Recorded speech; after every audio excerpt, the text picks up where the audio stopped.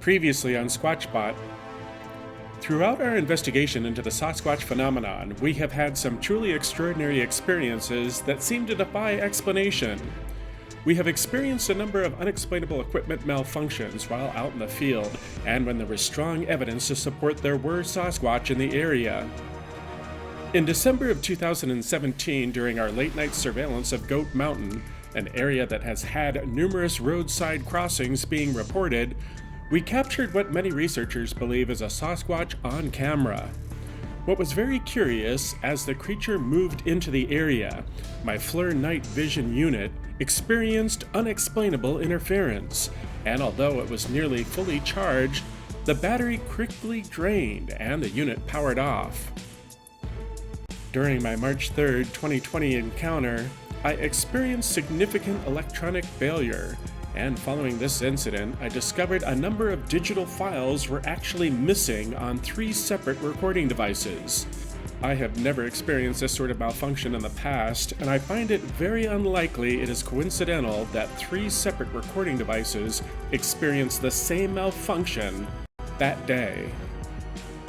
While investigating an area of recent dogman sightings, I ventured into the area to conduct an investigation, and during late-night surveillance, I captured what many believe is a bipedal creature moving through the heavy brush. And although the FLIR unit was fully charged, the battery quickly drained and the unit powered down shortly after this incident. Recently, while conducting late-night surveillance in an area of frequent recent sightings, and where we discovered some very compelling evidence the Sasquatch were in the area, my fully charged FLIR unit malfunctioned, and within seconds the battery completely drained and the unit powered off. Roughly a half hour later, I was able to get the FLIR unit to power back on, and to my absolute surprise, the unit's battery was almost fully charged, and I did not experience any further power disruptions with this unit that evening. I have used my FLIR unit extensively in the field during my investigations, and the previously noted malfunctions were absolutely extraordinary. Also, during my recent late-night surveillance when I experienced this unexplainable power drain and recharged on my FLIR unit, I spotted briefly a ball of light moving through the environment, and although I could not determine where this light source had come from, as I FLIR'd the area, I did spot a rabbit that was spooked by something in very close proximity to where I saw this light. There are numerous reports of people seeing unexplainable balls of light moving through the forest during Sasquatch encounters. I myself have experienced this phenomenon during a Sasquatch expedition in Oregon, when I saw a cantaloupe-sized ball of bluish light move past my tent in the dead of night. And during my Sasquatch camera project, my camera picked up an unexplainable orb of light move past my camera and move off into the night. Also, while investigating an area of interest that has had recent Sasquatch sightings, I picked up some very unusual readings on my EMF detector, and I saw movement of blurred figures moving through the woods. Though I'd agree all these happenings seem truly extraordinary, I do not believe they should be dismissed or trivialized, and based on my field research and the mountain of evidence that is forming, there does appear to be something truly extraordinary about these creatures, and I am going to continue my efforts to find some answers.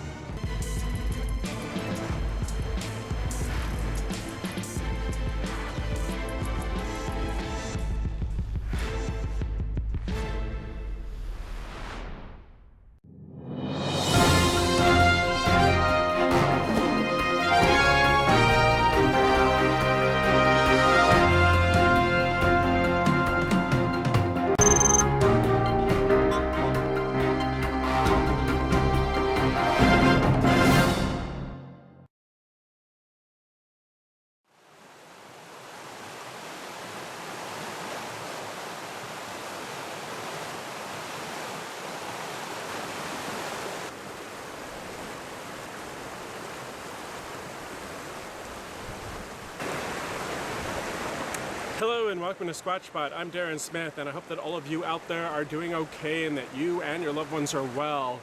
This COVID-19 situation that we are all faced with has definitely been a significant challenge for many of us, and I know there are a lot of you out there that are really struggling these days, and I want you to know that you are not alone in those struggles. There are many of us that are dealing with a lot of significant challenges as a result of COVID-19, and I also want to send out a special shout out to all of my friends that were working in the cruise line industry.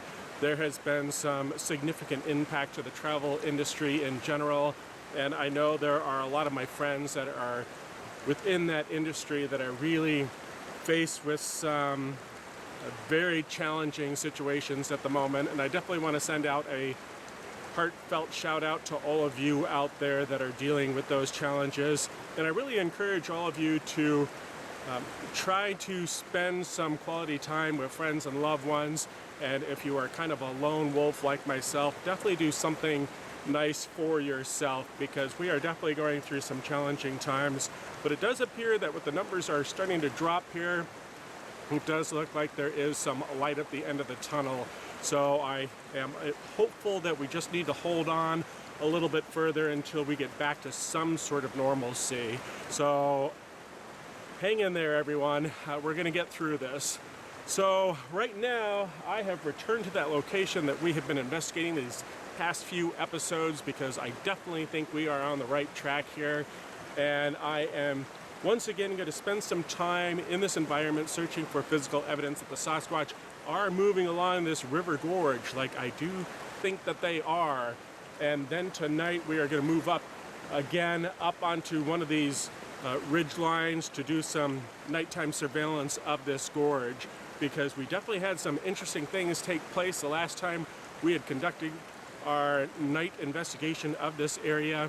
And I have been keeping this area under surveillance, and I just want to get back in here to do another video for all of you, and to also once again get up on this ridge line to do that nighttime investigation of this area. Now today I am traveling light. I did not bring the parabolic microphone with me on this occasion because it was pretty much useless the last time that we were out here. The river sound was just too much, was creating too much sound and was just drowning out all the other sounds in the environment when I was using the parabolic microphone. So I did not bring the parabolic microphone, and I am also not expecting any sort of weather this evening, so I didn't bring a lot of the emergency gear as well. So I am packed light, and that's going to make things a little easier on myself. I'll be a little bit more maneuverable when moving through this environment, and I am definitely interested to get started on our continued investigation of this area, because I really do think we were coming up with a lot of very credible evidence that the Sasquatch were moving along this river gorge. And we also had some very unusual happenings during our night surveillance.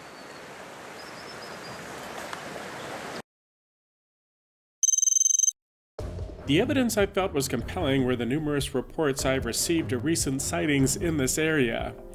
The two unidentified footprint impressions we discovered along the river during our investigation of the area, and the curious happenings we had during our late night surveillance of the area, when we experienced unexplainable equipment failure with the FLIR unit. We saw that unusual orb of light moving briefly along the river, and while FLIRing that area, we spotted a spooked rabbit fleeing the area. We also heard movement of a large animal on the ridge above us. However, we were unable to identify the creature using the night vision. I have mentioned numerous times before on previous videos, equipment failures seem commonplace when Sasquatch are thought to be on the area, and there are literally hundreds of reports of individuals seeing unusual orbs of light moving through the forest during Sasquatch encounters. And although I do find it hard to believe the Sasquatch could be responsible for these unusual happenings, I do not feel we should turn a blind eye to the encounters we have experienced, or to the reports being forwarded by credible witnesses. And although we may not fully understand what is going on here, I think it is important we keep an open mind and continue to search for answers.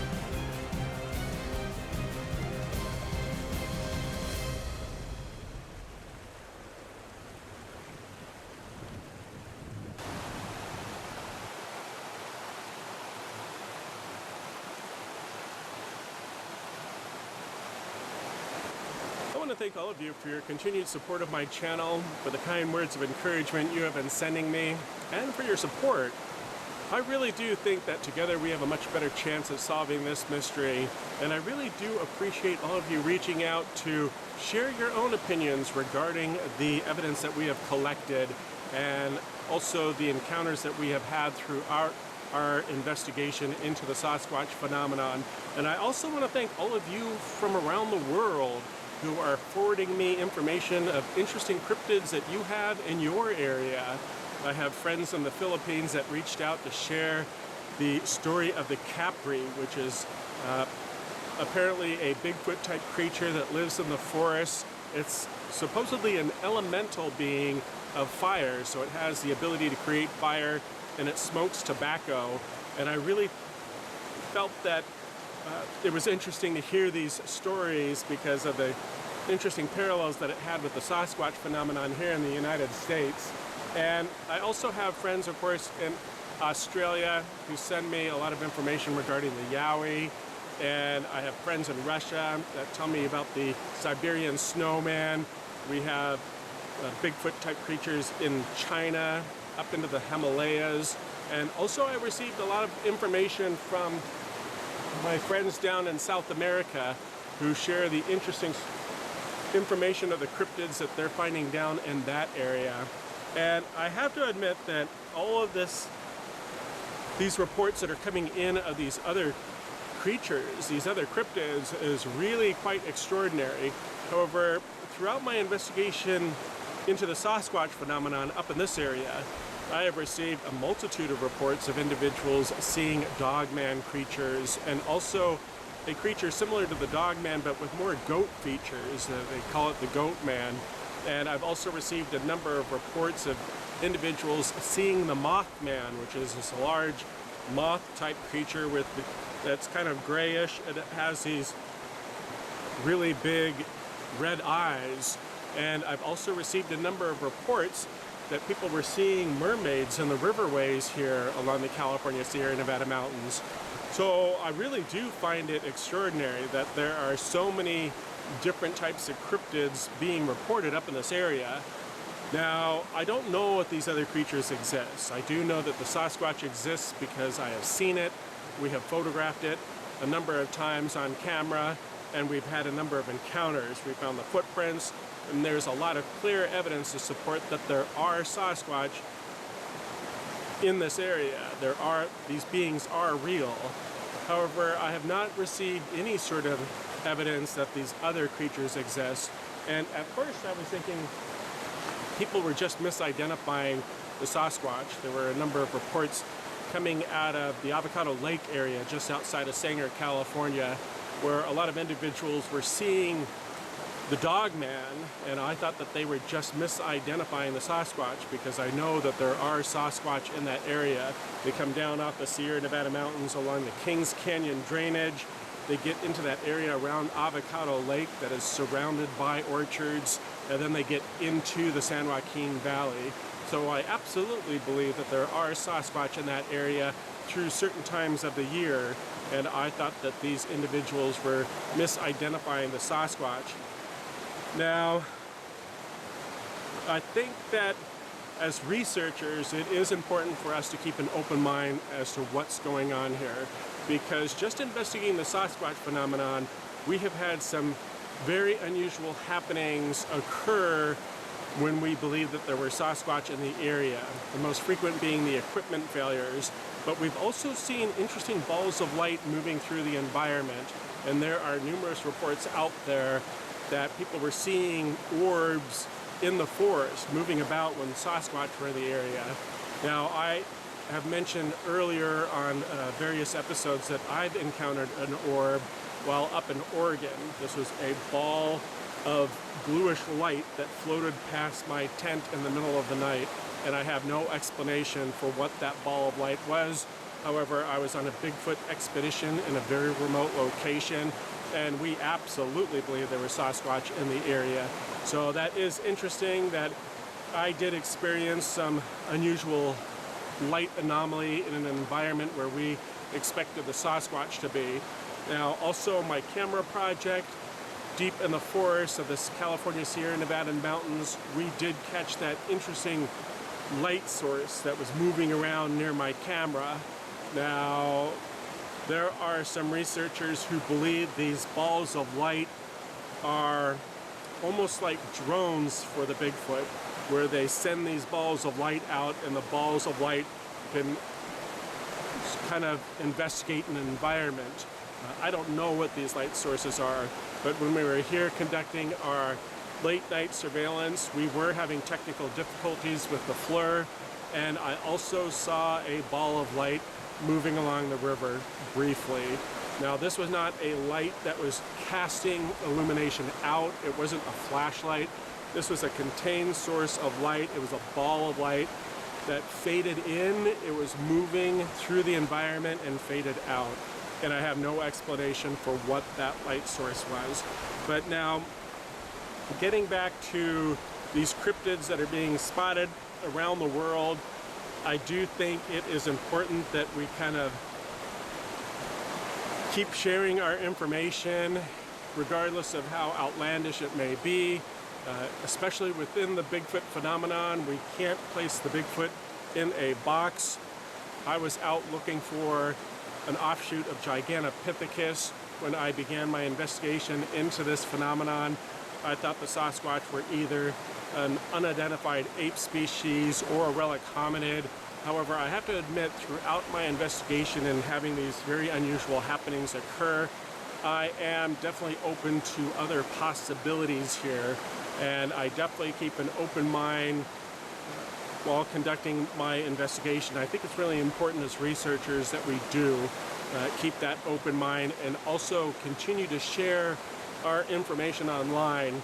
And before really passing some hardcore judgment on that evidence, I think it's important that we just kind of entertain the possibilities and the impossibilities, because I really do think that there is something extraordinary happening here. And I think that there is something very extraordinary happening as all these people are forwarding reports of other creatures that are being spotted throughout the world. And I really do think it's important for us to keep an open mind, to continue to share our information, and to continue with our investigation.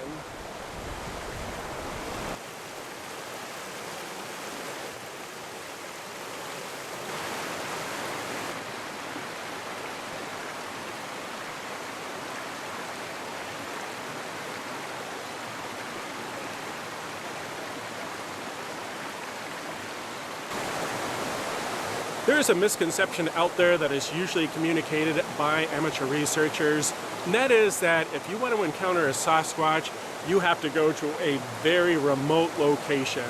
And I absolutely do not think that is the case. However, I will support that there are migratory movement patterns that we have been able to establish for these creatures here in the California Sierra Nevada mountains that leads me to believe that the Sasquatch will move up to very remote locations during the warmer summer months when we have this significant influx of tourism into the area, and also a lot of the food sources and water sources start to dissipate during those times of the year. And so that's why I believe the Sasquatch are getting up to those much higher elevations to find that readily available water and food. However, during the fall, winter, and early spring, I absolutely believe the Sasquatch are moving in very close proximity to these forest communities along the California Sierra Nevada mountains. And I think they're doing so in search of food. And I have received just an abundance of reports from the locals that are seeing the Sasquatch moving through these forested communities and moving through these homesteads, presumably in search of food. And they do get into very close proximity to the various towns in these areas. However, when they're moving through the environment, I think they are very strategic, and I do believe they are moving along the water gorges, because these riverways are usually in a hard-to-get location, and there are not a lot of people along these rivers at nighttime. And I absolutely believe a creature can move through this environment undetected in the late evening hours So I don't support that the Sasquatch have to be in very remote locations. And based on my research, I absolutely believe they move in a very close proximity to homesteads. And as I noted on numerous videos, I absolutely believe they move into the San Joaquin Valley in search of food and those crops that are down there. And those are farming communities. So I don't support the Sasquatch can only be found at those remote locations. And I think the savvy researcher understands this and uses it to their advantage, because you are much more likely to encounter a Sasquatch in close proximity to these rural mountain communities as opposed to these hard to get to backcountry locations, because you don't have a lot of time in those locations to be searching for the physical evidence that is going to give you the heads up on the Sasquatch in an area. Now, we've been investigating this waterway for several weeks now, and we found some very compelling physical evidence that the Sasquatch were moving through the area, and we had some interesting encounters on our night investigation.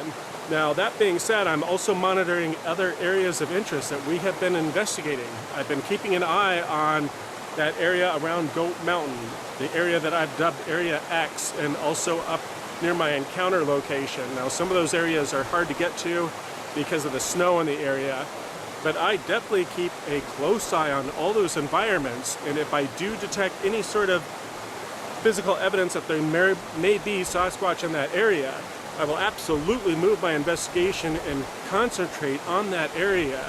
Now, if you're investigating very remote locations, you're doing it maybe a couple of times during the summer months, and there is a very unlikely probability that you're going to find that physical evidence that you're searching for, because to find it, you've got to keep going back to those locations and keep investigating those locations, and eventually you'll get lucky. However, if you're just investigating those remote locations, it's not likely you're going to stumble upon that evidence. So I absolutely support, if you are a researcher out there investigating areas, find the areas that are in very close proximity to your home, and really focus your efforts on those areas, because you have a much higher degree of probability of finding that physical evidence that we're looking for.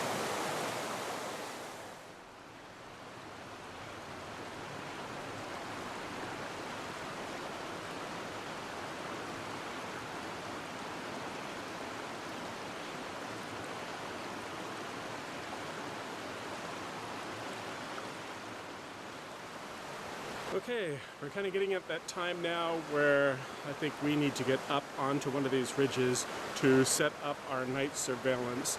And so at this point, I am going to maybe spend a little more time investigating this area, but I will also be looking at getting up onto one of these ridge lines so we can conduct our nighttime surveillance.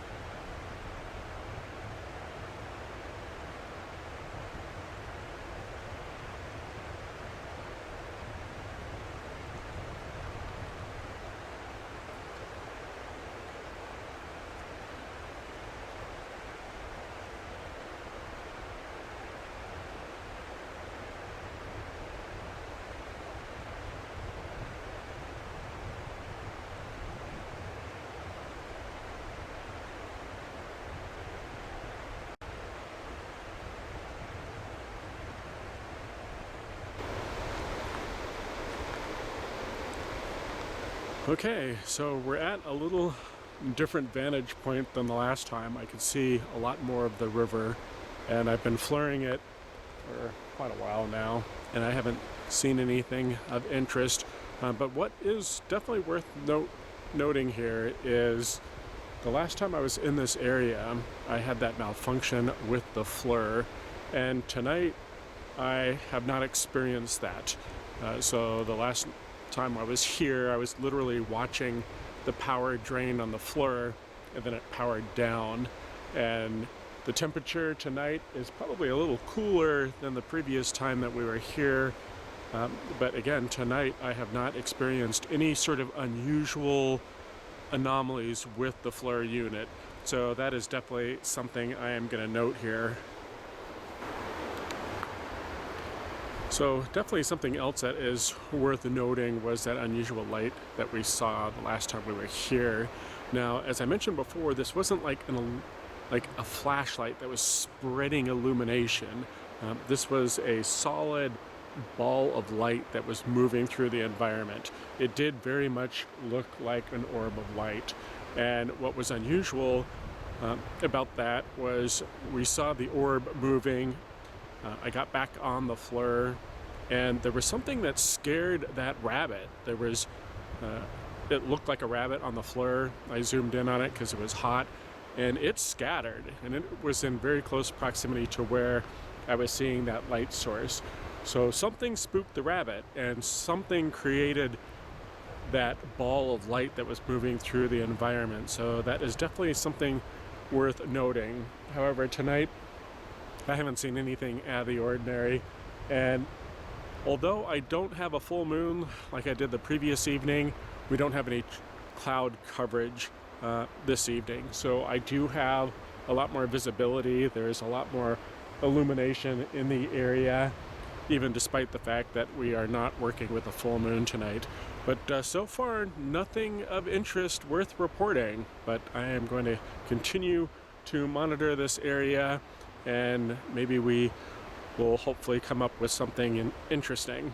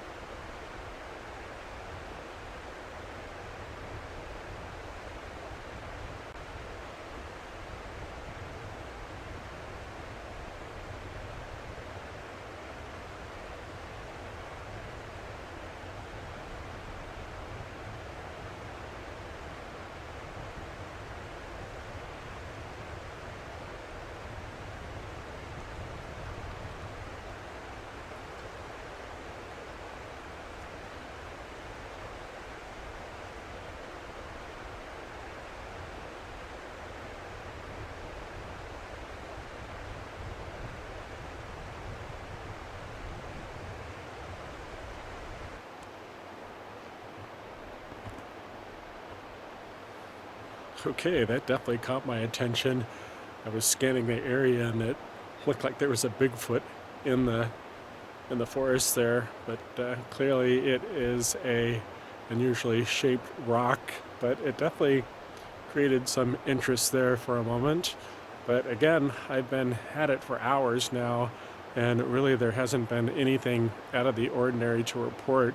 And also, the previous time we were here, I was having a hard time seeing down in that gorge with the FLIR unit. And tonight I have a really expansive view, and it's not only that we are in a different vantage point, there is definitely a better view that I'm getting with the FLIR tonight, because the previous evening when we were here, I was scanning the area and I kept mentioning it looked kind of foggy or hazy through the FLIR, and I could see just by observing my environment that there wasn't a fog. I did have really good visual of my surroundings. However, using the FLIR, there was this unusual fogginess down in that river gorge. And although we are in a slightly different vantage point, I'm scanning similar terrain and I'm not experiencing that anomaly that we were experiencing the last time we were out here. So that was interesting. Definitely a number of things happened here our previous visit that I would say was definitely out of the ordinary. And tonight I've been here now for hours and I haven't experienced anything out of the ordinary, and I'm not hearing any unusual movement. I haven't seen any unusual light sources down there by the river, and I'm not experiencing any sort of technical challenges with the equipment tonight. So that definitely adds a lot of intrigue that something out of the ordinary was happening during our last visit here. Was it Sasquatch related? That I can't tell you. I spent several hours out in the field conducting late night surveillance. However, I did not encounter anything noteworthy, which does add a lot of intrigue that something out of the ordinary definitely had happened during our previous night investigation of this area, when we experienced unexplainable equipment malfunctions, spotted that unusual ball of light moving through the environment, which seemed to have spooked that rabbit we observed fleeing the area. We experienced an unusual fogginess on the FLIR night vision as we scanned the area along the river, and we heard movement of a large unidentified creature moving through the brush in very close proximity to us. We received a number of very credible reports that Sasquatch were being spotted in this area. We heard unusual wood knocks coming from the forest embankment along the river gorge, and we discovered some very compelling evidence which supports Sasquatch were moving through this area. However, with the temperatures warming up and the seasons change, I do suspect the Sasquatch will be starting their seasonal migration up to those higher elevations. And although I will be monitoring this area, with tonight's surveillance uneventful, I do feel we should move our investigation to a new area. And Area X has definitely been on my mind. I'm Darren Smith, and I'll see you here next time on SquatchSpot.